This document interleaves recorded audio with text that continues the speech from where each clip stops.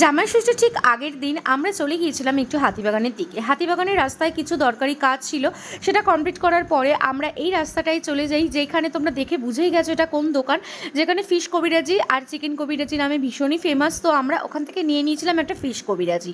Fish কবিরাজিটা কিন্তু কাসুন্দি দিয়ে ডুবিয়ে খেতে না জাস্ট অসম্ভব পরিমাণে ভালো লাগে। তো আমরা ওখান থেকে একটু দাঁড়িয়ে খাওয়ার পরে আমরা যেহেতু রথতলা থেকে বাড়ি ফিরছিলাম, তো রথতলায় আমার ভীষণ ফেভারিট মালাই চা, যেটার জন্য আমি প্রায় বিকালে ছুটে চলে যাই ওর সাথে এক এক সময়।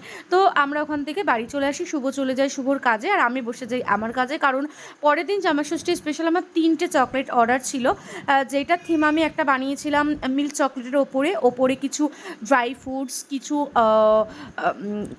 ওরিও চকলেট আর চকো ক্রাঞ্চ দিয়ে বানিয়েছিলাম, আর মাঝে শুভ জামাষষ্ঠী লিখে দিয়েছিলাম।